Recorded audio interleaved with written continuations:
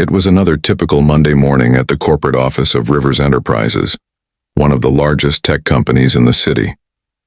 Employees bustled around the spacious office preparing for another busy week of meetings, presentations, and deadlines. At the center of it all was the CEO, John Rivers, a man known for his business acumen and sharp mind. He ran his company with precision, and to many of his employees he was a figure of power, wealth, and respect. His office was on the top floor of a sleek modern building that towered over the city, symbolizing his success. He had everything anyone could ever want: money, status, and influence. But despite all his wealth and achievements, there was one thing John had that no one else in the office seemed to know: a massive ego. John was often seen as a bit of a show-off, always eager to remind everyone around him of how successful he was. He enjoyed flaunting his intelligence and skills, especially when it came to things like chess, a game he considered his domain. He would boast about his strategic mind, making it clear that no one in the office stood a chance against him. He had beaten some of the most competitive players in local tournaments, and prided himself on his ability to think 10 steps ahead. His confidence in his chess abilities was unmatched, and he loved challenging people to games, usually under the pretense of just for fun. One day, during a mid-afternoon break, John decided to entertain himself by making a playful challenge. He stood up from his desk in the executive wing, a slight grin on his face, and walked into the break room where most of the employees gathered to grab a coffee or chat. The room was filled with a few people taking a short break, but his eyes immediately landed on someone who seemed out of place: a janitor named Marcus.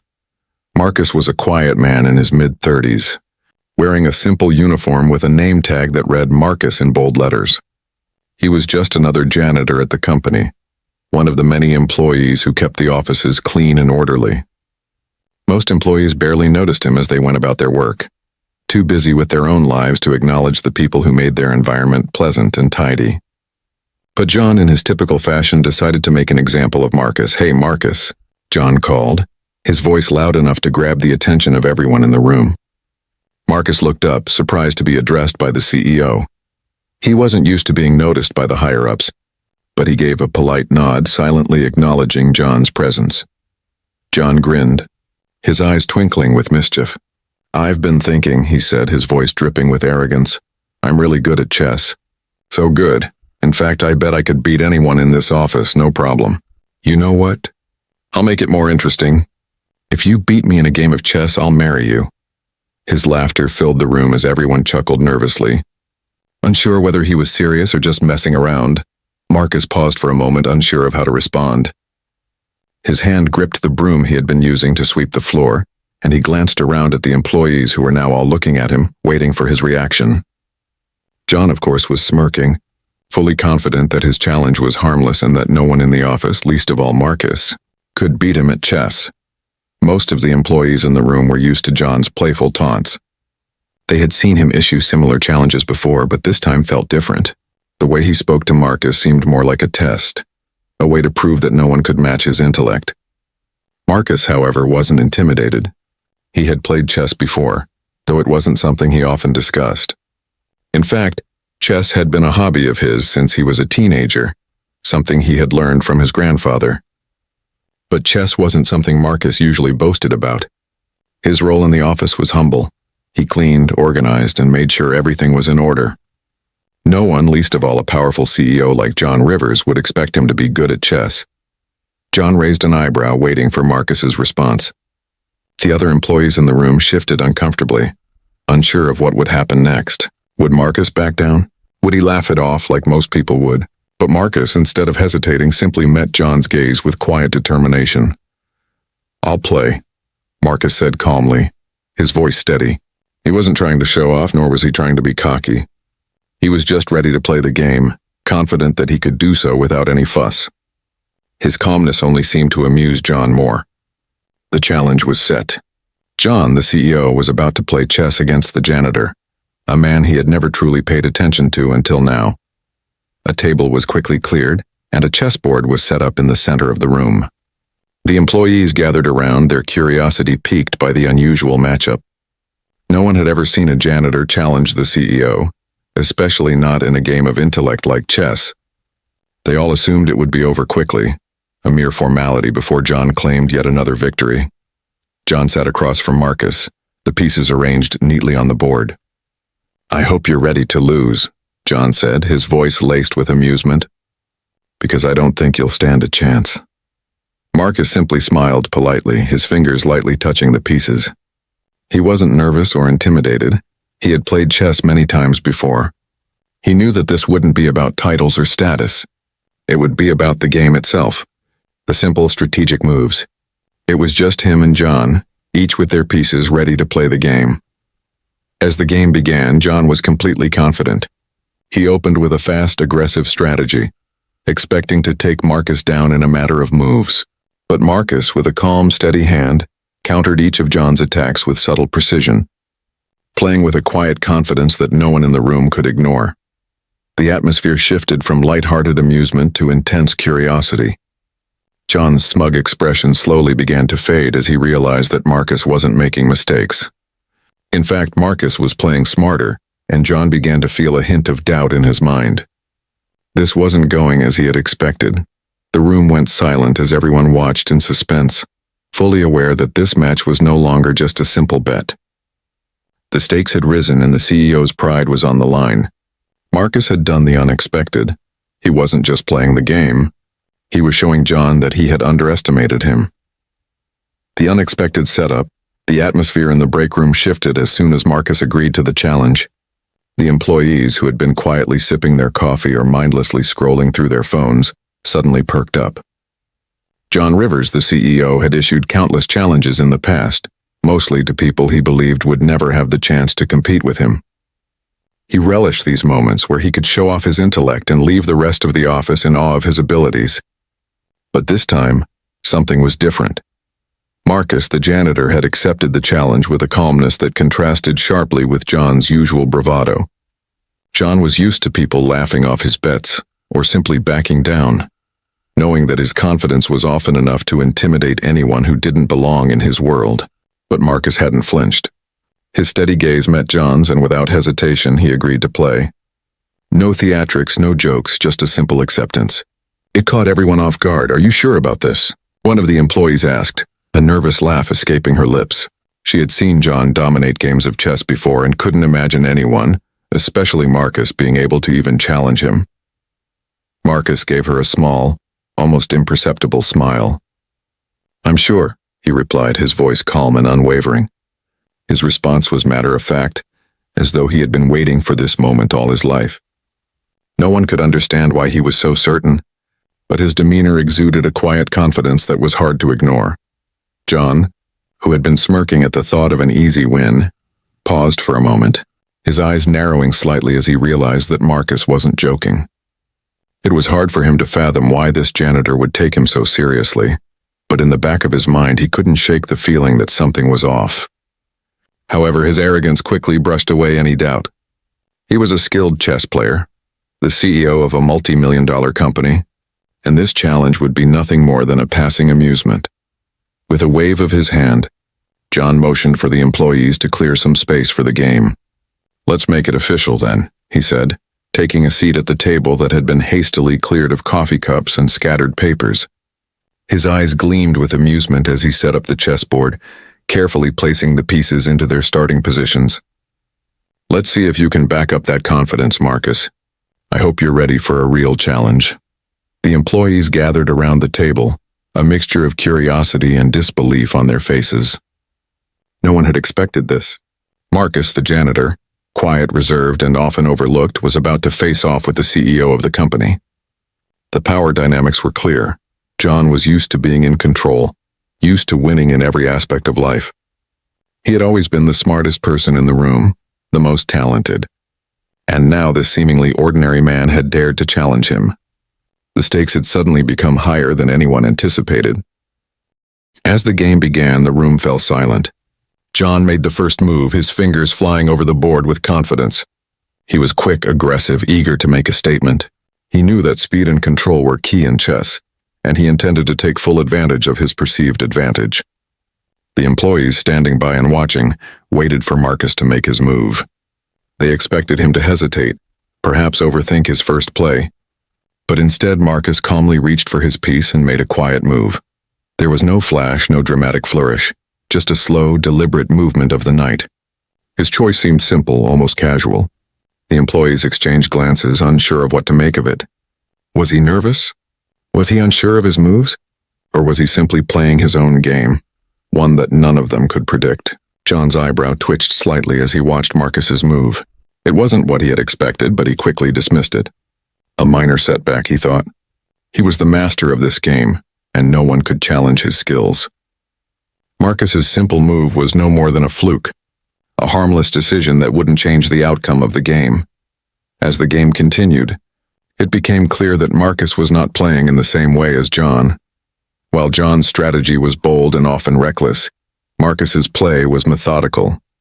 Every move he made was calculated, precise, and measured. He didn't rush. Instead, he took his time, considering each piece, thinking 2 or 3 steps ahead. The employees in the room, who had been whispering and exchanging quiet laughs earlier, now found themselves silent, unable to take their eyes off the board. John, initially confident, began to sense the shift.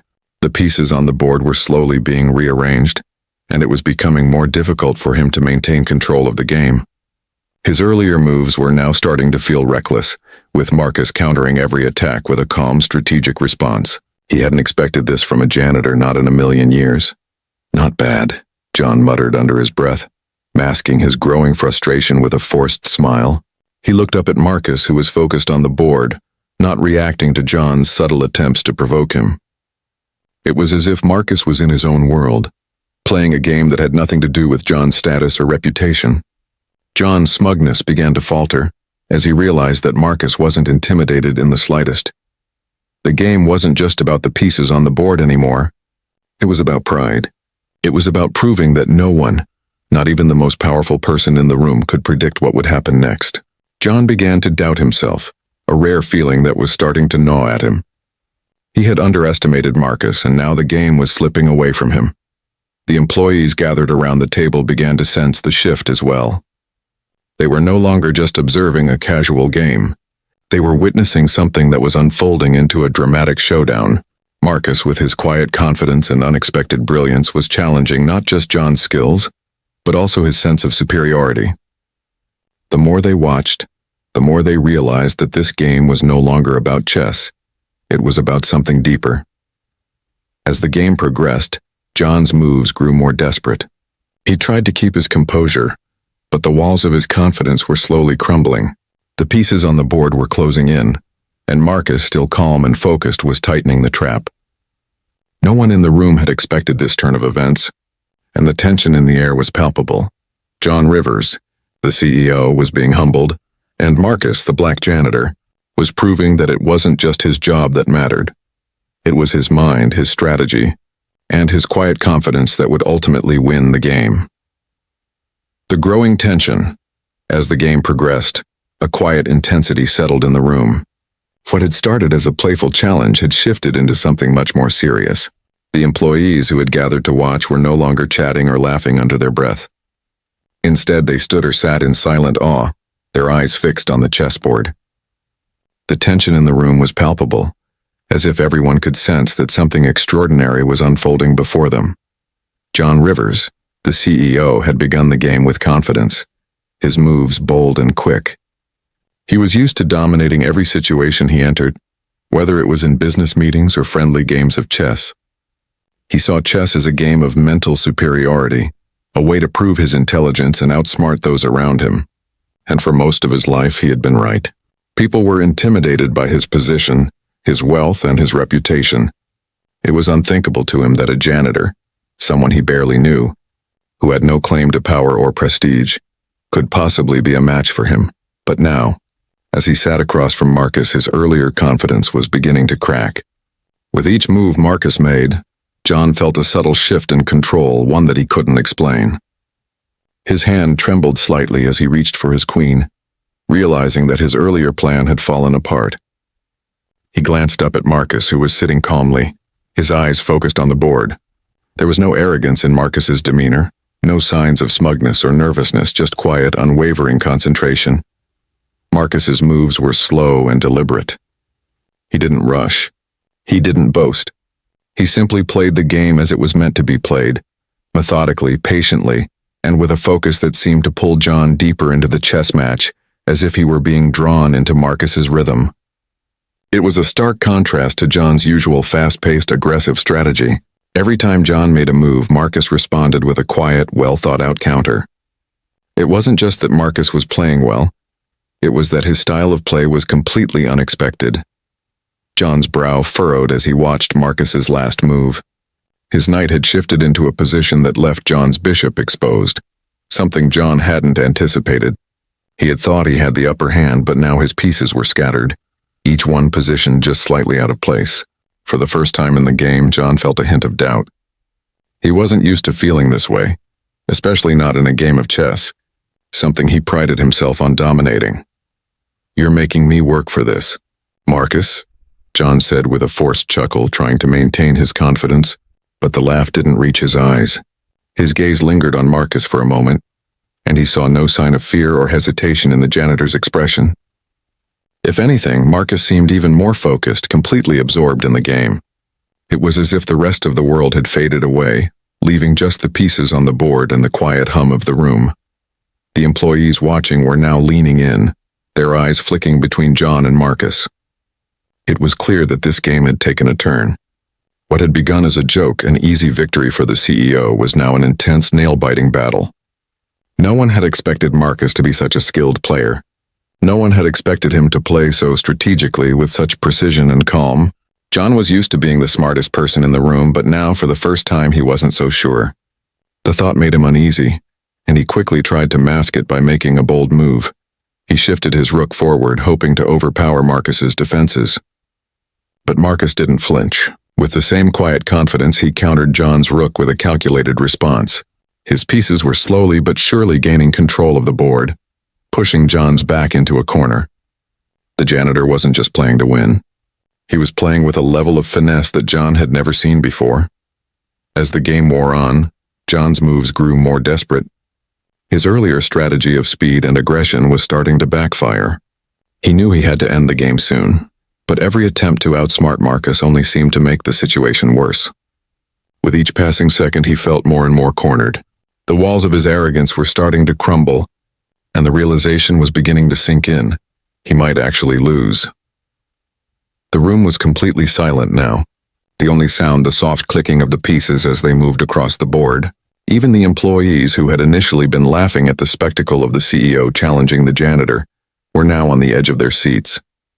No one dared to speak. It was as if everyone was holding their breath, waiting for the next move.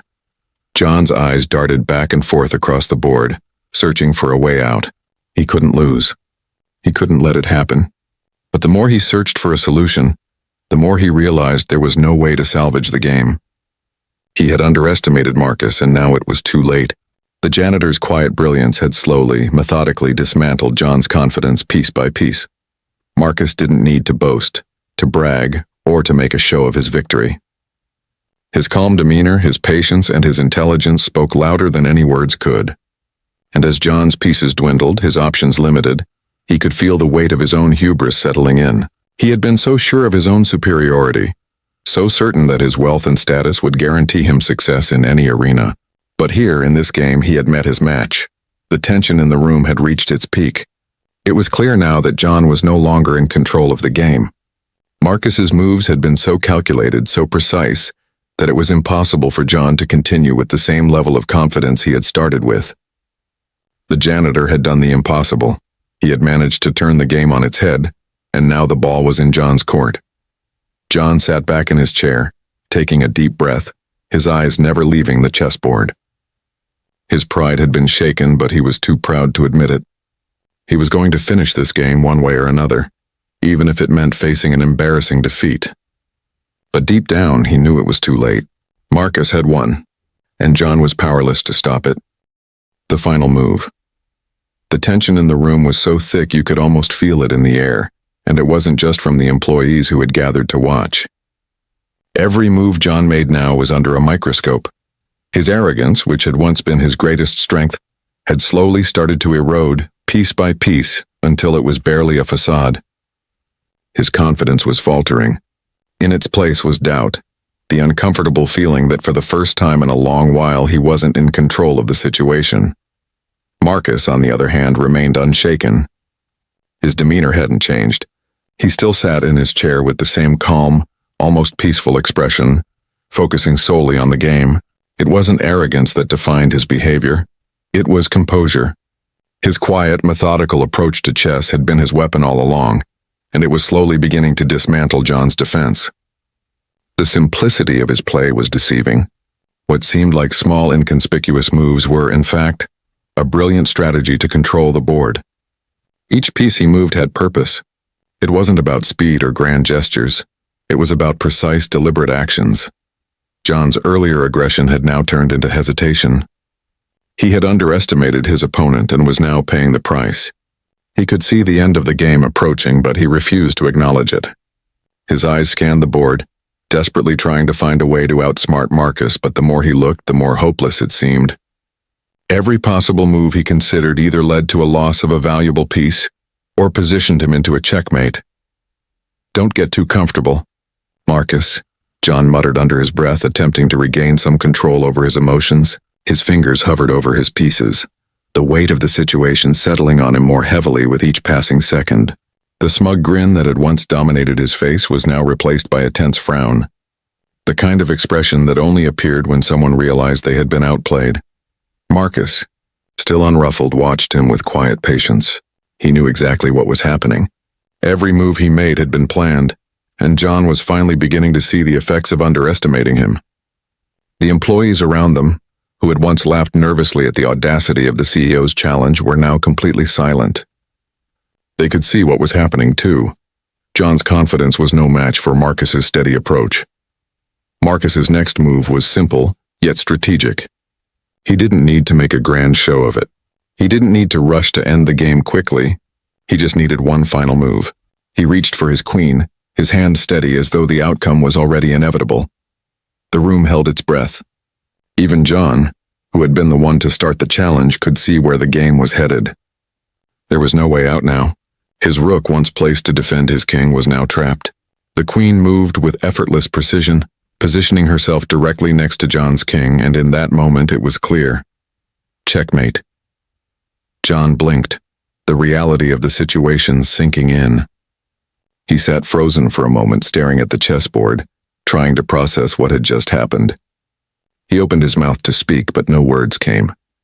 It was as if his pride had been shattered so completely that there was no response left within him. The room erupted in quiet murmurs as the employees, who had been watching in disbelief, began to exchange stunned looks. No one knew what to say. They had all been so sure that John would win, that his intelligence, wealth, and experience would easily overcome Marcus. But Marcus had done the impossible. In just 3 moves, he had defeated the CEO. The janitor, who had been underestimated and overlooked, had just outsmarted the most powerful person in the room. John's face was pale now. His earlier smirk had vanished, replaced by an expression of utter surprise. His gaze flickered back to Marcus, who was still sitting calmly across from him, his hands folded on the table. It wasn't a smug expression on Marcus's face. No, there was only quiet satisfaction in his eyes. The satisfaction of having played the game to its fullest, of having earned this victory with nothing but skill and patience. John looked at the chessboard again, trying to understand how it had all happened. He had underestimated Marcus, sure, but what was it that had made Marcus so good? How could someone so ordinary, someone who had no apparent claim to intelligence or status, pull off a victory like this? It was the simplicity of it, the way Marcus had remained calm and steady throughout the game, that had finally undone him. For a brief moment, John wondered if this was some elaborate prank, if someone had orchestrated the game to humiliate him. But deep down he knew that wasn't the case. This wasn't a fluke. This wasn't luck. Marcus had beaten him fair and square. "Checkmate," Marcus said, his voice calm but with an underlying note of finality. John's lips parted as if he was about to say something, anything, but no words came. He couldn't bring himself to speak. He had been outplayed, outsmarted, and in the quiet after the game, all the pride that had once defined him felt hollow. The room was still, and all eyes were on John. The powerful CEO, who had never been challenged in this way before, now sat defeated, his pride shattered. There was no escaping it. He had lost, and it wasn't just a game of chess. It was a humbling experience that would stick with him for a long time. As the room fell silent, Marcus stood up, pushing his chair back. He didn't bask in the glory of his victory or boast about his skill. He simply gave John a respectful nod, acknowledging the game was over. Then, without waiting for a response, he gathered his things and walked out of the room. For John, the game had ended, but the real lesson had only just begun. The aftermath. The silence in the room was deafening after Marcus made his final move. John Rivers sat motionless, his eyes glued to the chessboard, unable to grasp the reality of what had just transpired. The words checkmate still hung in the air like an echo reverberating through his mind. He had just lost to the very person he had expected to defeat with ease. His pride, his reputation, and his overconfidence, all of it had crumbled in a matter of seconds. The employees around them were still in shock, unsure of how to react. The office atmosphere, which had once been filled with a mix of casual chatter and nervous laughter, was now thick with disbelief. No one knew how to process what they had just witnessed. A janitor, someone they had all overlooked, had just outplayed their brilliant CEO at his own game. John's face had gone pale. He hadn't said a word since Marcus's victory, and he couldn't bring himself to speak. For someone who had spent years at the top, commanding rooms and asserting dominance, losing like this felt like a blow to his very identity. It wasn't just about the game anymore. It was about the pride that had defined him, the confidence that he was better than everyone else. And in one swift move, that pride had been completely shattered. Marcus, on the other hand, seemed completely unfazed by the tension in the room. He stood up slowly without a hint of triumph or boastfulness in his posture. His calm demeanor was the same as it had been throughout the game, steadfast, humble, and resolute.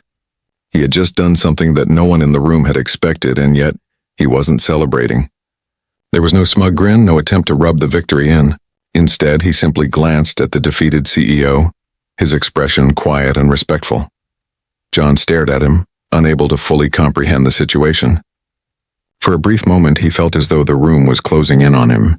He was the CEO of a multi-million-dollar company, yet here he was, utterly humiliated by a janitor. His mind raced, replaying the game in his head, trying to pinpoint the exact moment where things had gone wrong. How had Marcus done it? How had he managed to outwit him so thoroughly, so quietly? Marcus didn't wait for a response from John. Instead, he collected his things, his coat, his gloves, and walked toward the door. He didn't look back, not even once. The room watched him leave, their eyes following him as he exited the office, his steps calm and deliberate. He had won, and he had done it with such humility that it left an impression far greater than any victory dance could have. The room was still as John sat there, his mind struggling to piece together the situation. The sounds of his breathing were the only thing breaking the silence, and his mind was slowly starting to catch up with the reality of what had just happened. It wasn't just about the chess game anymore. He had been defeated, yes, but more than that, he had been humbled. For the first time in his life, John realized how little he had truly understood about the people around him. John had spent his entire life focused on achievements, on climbing higher, on proving himself to others. But in that game, in those few minutes of quiet contemplation and strategy, Marcus had shown him something he had never seen before: the power of humility, the strength of quiet confidence. Marcus hadn't needed to boast about his skills or his intelligence. He simply played the game, letting his moves speak for themselves. In doing so, he had shown John that true strength didn't come from domination or superiority. It came from self-assurance and the ability to remain composed under pressure. John wasn't sure how long he sat there, processing everything that had just happened. The embarrassment of losing was one thing, but the lesson it brought with it was something deeper. He thought about Marcus, his calm demeanor, his patience, and the way he had managed to stay calm even when John was aggressively pushing for a win. There was something profound in that. John had always believed that intelligence, wealth, and status were the ultimate markers of success. But now he realized that he had been wrong. The moment stretched on and John finally stood up, his body stiff from sitting in the same position for so long. The employees who had watched the game unfold were still gathered around, some of them exchanging quiet whispers, others unsure of how to approach him. John's pride had taken a significant hit, but there was something else growing within him. a realization that he had been too focused on himself, on proving his worth to the world. He had missed something crucial. He had underestimated Marcus not just as a chess player, but as a person. John cleared his throat, trying to regain some composure. His mind was still racing, and he wasn't sure what to say, how to explain this defeat. Finally, he turned to the employees who had gathered around. All right, John said, his voice hoarse but firm. I think we've all seen what happens when you underestimate someone. Let's call it a day, everyone. His words were met with a mix of awkward nods and chuckles, but no one dared to push further. They all knew that the CEO, for the first time, had been brought to his knees, not by his competitors in business, but by a janitor who had simply played a game of chess better than him. John walked to his office, his mind still in a whirlwind. He sat down at his desk, the usual sense of authority now replaced by a quiet humility. For the first time, John realized that being a leader wasn't about always being the best, the smartest, or the most powerful. It was about respecting others, understanding their strengths, and being willing to learn from them, even if it meant admitting you were wrong. The rest of the day passed in a blur. John couldn't concentrate on his work, his thoughts constantly drifting back to the chess match. How had he missed it? How had he been so blind to the fact that Marcus was more than just a janitor? John thought about the moments during the game when he had brushed off Marcus's quiet strategy, when he had assumed that his superior intellect would easily win the match. But in the end, it wasn't intellect that had won. It was character. As the sun began to set, John found himself walking toward the break room, a part of him wanting to find Marcus again, to apologize, to ask how he could have misjudged him so terribly. He knew, however, that Marcus had already left for the day, his work done, his victory sealed. John's phone buzzed with a message, but he didn't check it immediately. Instead, he sat in the break room reflecting on the lesson he had learned. It wasn't just about the game. It was about who he had been as a person and who he wanted to be moving forward. For the first time in a long time, John was ready to let go of his pride and learn from the one person he had least expected, Marcus, the janitor. The transformation begins in the days following the chess match. The atmosphere at Rivers Enterprises seemed to shift. John Rivers, once the untouchable CEO, now found himself walking through the office halls with a newfound sense of humility. The air around him felt different. He could sense it in the way his employees looked at him, in the subtle shift in how they interacted. There was no longer the same unspoken awe he had once commanded. Instead, there was a mixture of curiosity and respect. His defeat in that chess match had created a ripple effect, and John was starting to understand just how deeply it had affected him. He had spent his entire life at the top of the corporate ladder, surrounded by power, prestige, and the belief that his success was the result of his superior intellect and business acumen. For years, he had prided himself on being a step ahead of everyone else, whether in business meetings, negotiations, or, as he had thought, in games of strategy like chess. But Marcus, the janitor, had shown him a simple yet profound truth. True greatness wasn't about being the smartest or the most powerful. It was about character, about humility, and about understanding that everyone, no matter their position, had value. John hadn't expected it, but the loss had affected him deeply. He found himself thinking about Marcus constantly, wondering how the janitor had managed to keep such an air of calm and confidence throughout the game. How had Marcus, someone who had no reason to believe in himself based on societal standards, managed to outplay a CEO in one of the most intellectually challenging games in the world? And more importantly, why had John underestimated him so thoroughly? The questions lingered, but the answers weren't so easily found. He had always been so caught up in his own success that he hadn't taken the time to notice the quiet strength in those around him. The more John reflected on Marcus's actions during the game, the more he realized that the janitor wasn't just playing chess, he was playing life. Marcus had never sought validation, never tried to prove anything to anyone. His every move had been precise and thoughtful, but never arrogant.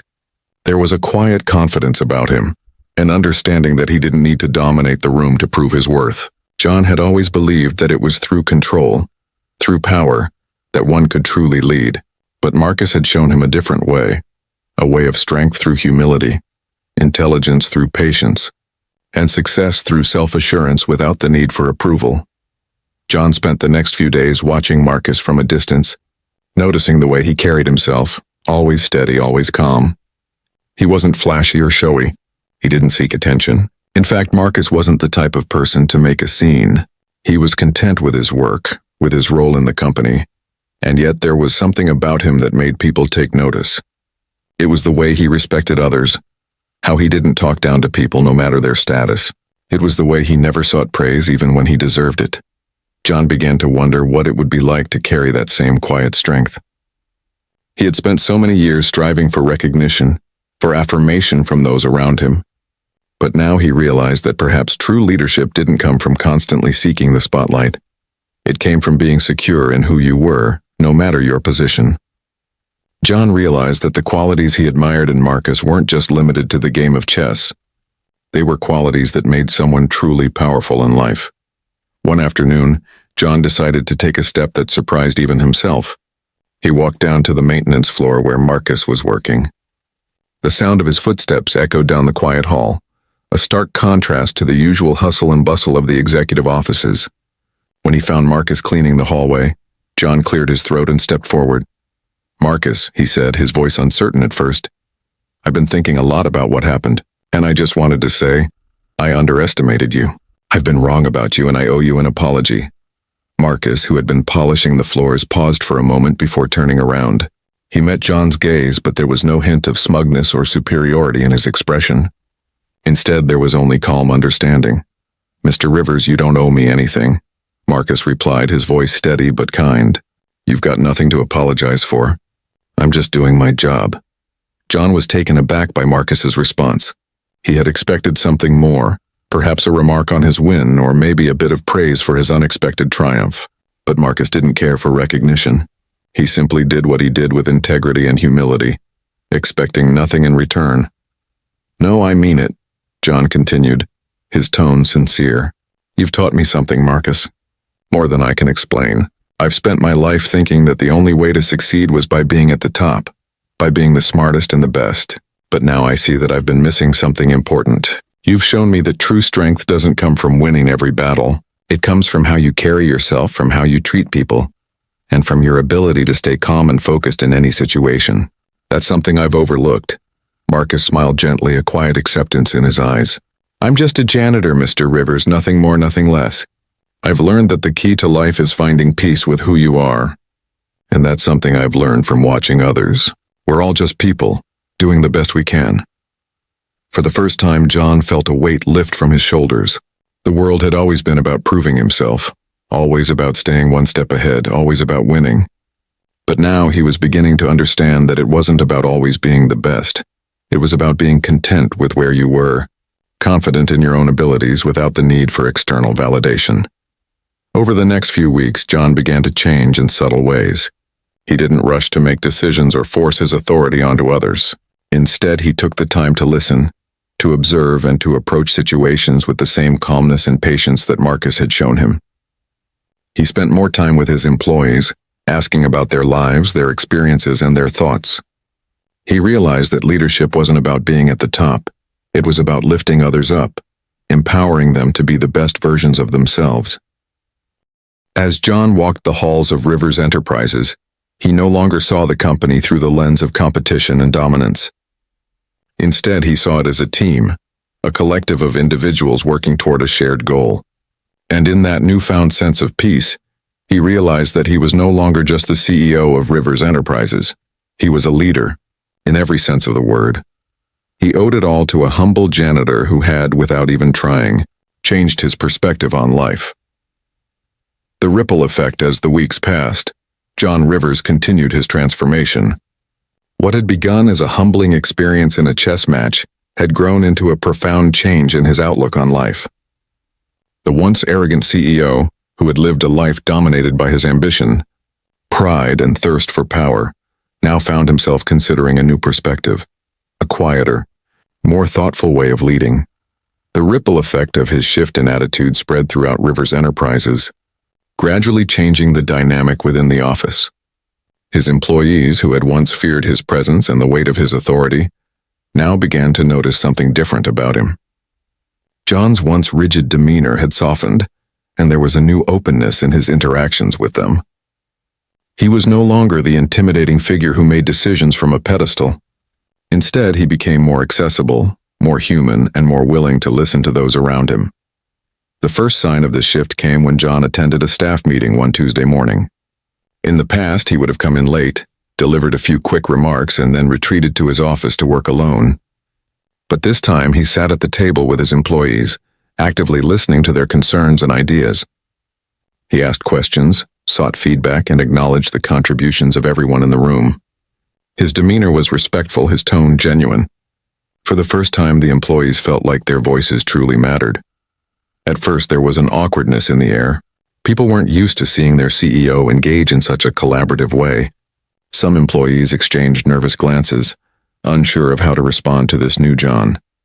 But gradually, they began to relax, encouraged by his willingness to hear them out. They found that their ideas were not only valued but also implemented. John began to make decisions that reflected the input of his team, demonstrating that he understood the importance of collective effort. Word of John's change in leadership spread quickly throughout the company. Employees who had once kept their heads down, doing their work without speaking up, now felt empowered to contribute. There was a new sense of camaraderie in the office, a feeling that the company was united by more than just a paycheck. It was united by a shared vision and a sense of mutual respect. People felt seen, heard, and valued, and this shift in culture started to produce results. Even the lower-level employees, the ones who had always been in the background, began to take notice. People like Marcus, the janitor, who had never been a part of the office's inner circles, now found themselves more respected.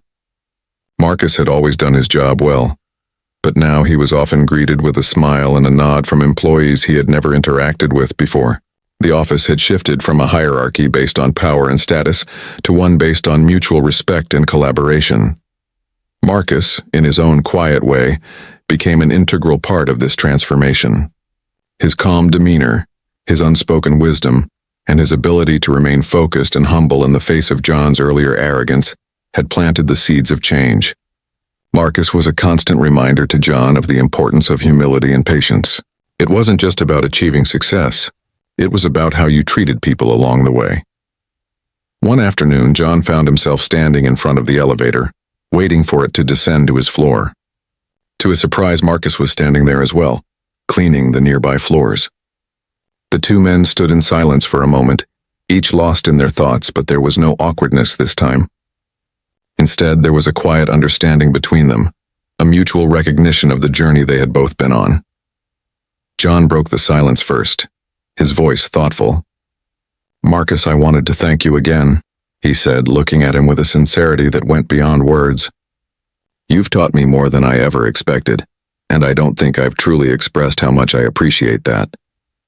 Marcus glanced up from his work, giving John a gentle smile. "I'm just doing my job, Mr. Rivers," he replied, his tone warm but humble. "You don't need to thank me. You've made the changes yourself." John smiled, nodding. There was no need for more words. Marcus had always been right. He didn't need to thank him. The changes were John's to own, but he also knew that without Marcus's quiet influence, he might never have recognized the need for change in the first place. The shift in the office dynamic was palpable. Employee satisfaction began to rise and the overall work environment improved. John's leadership was no longer about commanding respect through fear or superiority. It was about inspiring it through respect, collaboration, and genuine care for the people who worked with him. And this approach was having a direct impact on the company's productivity and morale. The once stagnant atmosphere had given way to a dynamic, engaged workforce that was excited to contribute to the company's success. As the weeks turned into months, John began to look at Rivers Enterprises with fresh eyes. He saw potential not just in the company's business prospects, but in its people. He realized that the real strength of the company came from the collective talents and perspectives of everyone, not just the powerful executives or the brilliant minds at the top. Everyone from the janitors to the senior executives had something valuable to contribute, and it was his job as a leader to foster an environment where that potential could thrive. One afternoon, John stood in the office lobby watching as employees chatted and worked together in a newly collaborative space. He could hear the laughter, the conversations, the sound of people being invested in the company's success. It was a sound he hadn't noticed before, perhaps because he had been too focused on his own ambitions to hear it. But now he understood the value of it. It wasn't just the sound of work being done, it was the sound of a culture being built. And as John looked around, he couldn't help but smile. Marcus had not only won the game of chess that day, but he had also unknowingly shown John the most valuable lesson of all. Success was not just about winning, it was about creating an environment where everyone could win together. And for the first time, John felt truly at peace with the direction his company and his life were headed.